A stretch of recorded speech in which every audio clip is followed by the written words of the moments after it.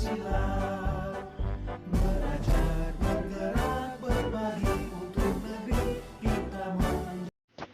Kita sudah sampai di modul 3.1, tapi di sini kita membahas demonstrasi kontekstual pengambilan keputusan sebagai pemimpin pembelajaran. Di sini JGP menjawab 4 pertanyaan. Yang pertama, bagaimana Anda nanti akan mentransfer dan menerapkan pengetahuan yang Anda dapatkan di program guru penggerak ini di sekolah atau di lingkungan asal Anda?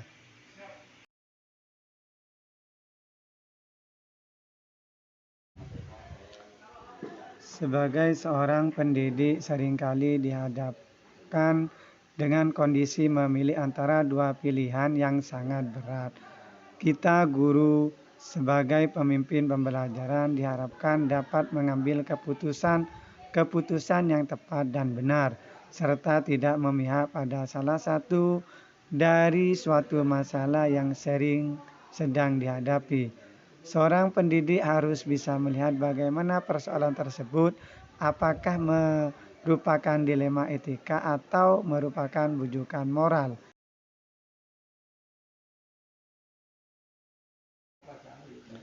Ilmu yang saya dapatkan dalam modul ini akan saya terapkan saya sendiri dulu dan membagikan kepada rekan-rekan guru atau teman sejawat di SMAN 1 Kuanyar dengan cara memanfaatkan waktu-waktu luang untuk berdiskusi di sekolah. Komunitas praktisi kami buat dengan tujuan untuk pengembangan kompetensi guru. Pertemuannya biasanya dilaksanakan 2 sampai dengan 4 kali dalam sebulan. Dalam kesempatan tersebut, saya akan mencoba untuk berbagi bersama kepada semua anggota komunitas teman guru tentang pengalaman yang sudah saya dapatkan ketika belajar cara pengambilan keputusan.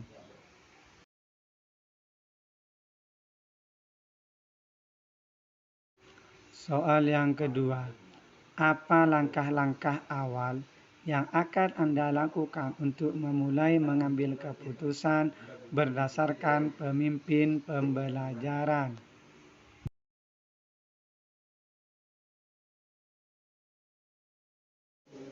Sebagai makhluk sosial dan sebagai pemimpin pembelajaran, dalam pengambilan suatu keputusan, tidak akan luput dari dilema etika dan bujukan moral.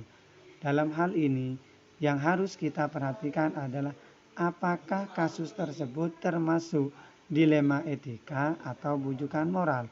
Dan untuk mengetahui ketika dapat melakukan langkah awal untuk identifikasi masalah agar bisa diketahui bahwa kasus yang dihadapi adalah benar dilema etika atau bujukan moral.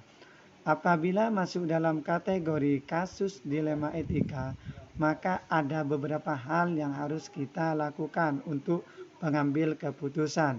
Kita harus memperhatikan 4 paradigma, 3 prinsip, dan 9 langkah dalam pengambilan keputusan.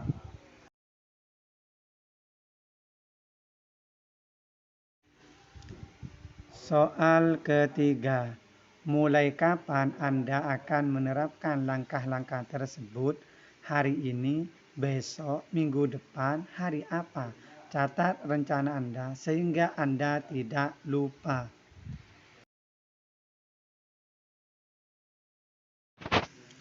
Saya akan menerapkan langkah-langkah pengambilan keputusan tersebut setelah saya mempelajari modul ini dan akan berusaha memaksimal mungkin memecahkan suatu masalah yang ada di lingkungan sekolah dengan memperhatikan 9 langkah-langkah yang ada dalam modul ini. Jadi, mulai saya mendapatkan ilmu ini, maka saya akan mencoba mempraktekkan dengan kondisi kehidupan sehari-hari yang saya jalani, baik di lingkungan sekolah maupun di lingkungan masyarakat.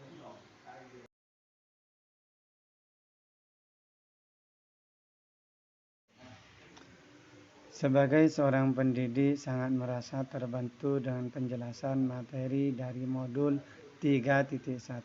Sebab dalam kehidupan sehari-hari sering menemukan dilema tapi belum bisa memanage sebuah keputusan dengan baik, terutama saat menemukan masalah belajar pada siswa. Melalui semua materi yang telah dipelajari dari modul, sudah seharusnya memberikan keputusan yang bersifat positif, sehingga membuat orang-orang di lingkungan saya merasa nyaman dan tenang.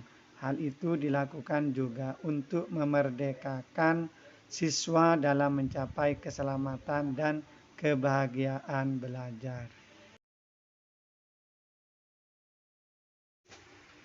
Soal yang keempat, siapa yang akan menjadi pendamping saya dalam menjalankan pengambilan keputusan sebagai pemimpin pembelajaran? Seseorang yang menjadi teman diskusi Anda untuk menentukan apakah langkah-langkah yang Anda ambil telah tepat dan efektif.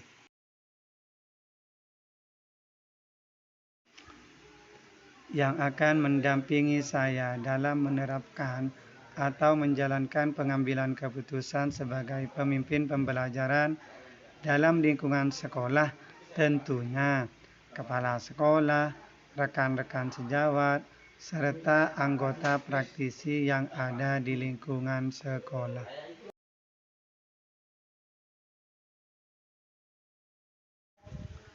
Dalam hal mengukur efektivitas pengambilan keputusan, tentunya saya dapat melihat dari refleksi saya setelah melakukan pengambilan keputusan, sehingga saya bisa merasa bahwa keputusan yang saya ambil tidak ada pihak yang dirugikan atau tidak berpihak sebelah.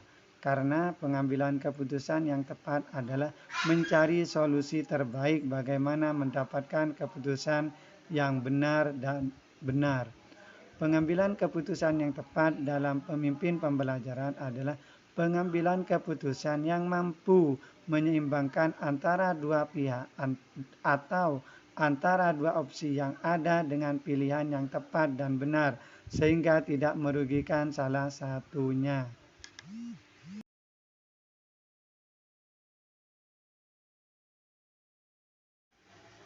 Dalam mengkritisi suatu pengambilan keputusan atau membuat suatu keputusan yang kreatif, inovatif, dan efisien sebagai seorang pemimpin pembelajaran, maka sangat penting untuk mempraktikkan aspek-aspek apa saja yang perlu dilakukan atau diperhatikan sebelum dan sesudah pengambilan suatu keputusan. Dari pengalaman dan latar belakang tempat kita bekerja, yaitu di institusi pendidikan, dilema etika adalah sebuah kasus yang sangat berat yang sering kita hadapi dari setiap kejadian.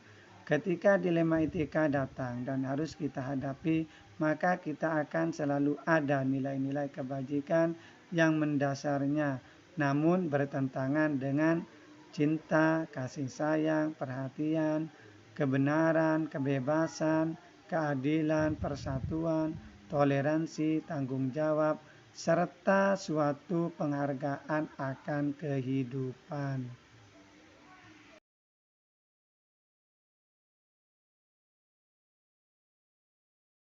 Di samping itu, kita sebagai pemimpin pembelajaran harus menyadari bahwa untuk unsur-unsur tersebut tidak ada aturan baku yang berlaku untuk memutuskan situasi dilema etika, karena ini bersifat relatif dan bergantung pada situasi dan kondisi terjadinya suatu kejadian. Artinya, ada benarnya kita tetap berpegang pada aturan yang berlaku untuk menentukan kebenaran. Namun, ada kalanya kita tidak bisa berpegang pada aturan karena situasi tertentu.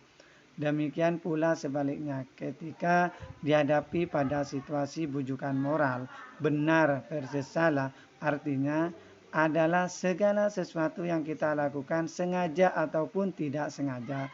Jika salah dengan alasan baik apapun tentang kejadian tersebut, maka tetap saja bernilai salah.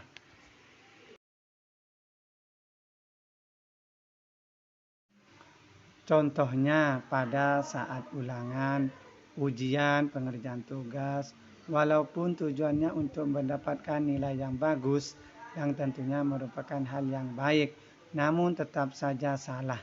Kemudian berbohong yang merupakan sebuah tindakan yang salah, walaupun tujuannya untuk kebaikan tetap saja bernilai salah.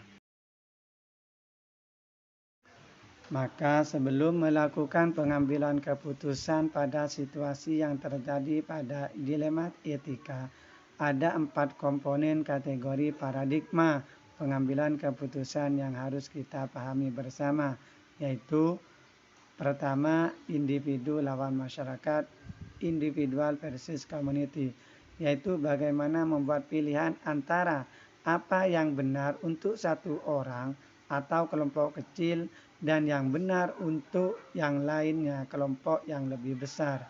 Yang kedua, rasa keadilan lawan rasa kasihan, justice versus mercy, yaitu pilihan antara mengikuti aturan tertulis atau tidak. Di sini pilihan yang ada memilih antara keadilan dan perlakuan yang sama bagi semua orang di suatu sisi, membuat pengecualian pada suatu hal karena masih kasih sayang dan kemurahan hati. Di sisi lain terkadang memang benar untuk memegang peraturan.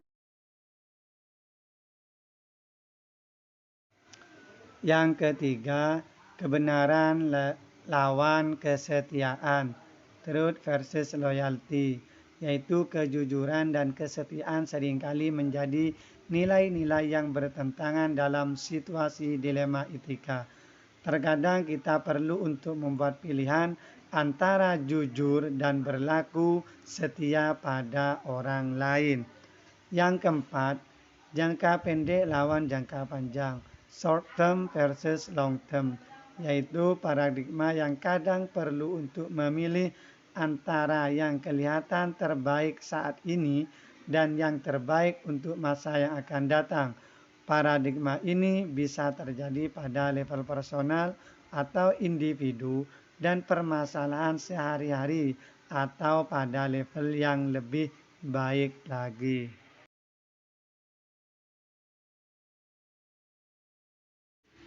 Berikut adalah 9 langkah pengambilan keputusan. Yang pertama, mengenali nilai-nilai yang saling bertentangan. Yang kedua, menentukan siapa yang terlibat. Yang ketiga, mengumpulkan data fakta-fakta yang relevan. 4. Pengujian benar atau salah, uji legal, uji regulasi profesionalitas, uji intuisi, uji halaman depan koran, uji panutan atau idola. Yang kelima, pengujian paradigma benar lawan benar. Yang keenam, melakukan prinsip resolusi. Yang ketujuh, investigasi opsi trilema. 8. Buat keputusan. 9. Lihat lagi keputusan dan refleksikan tentang keputusan yang kita buat. Terima kasih. Salam guru bergerak. Guru bergerak Indonesia maju.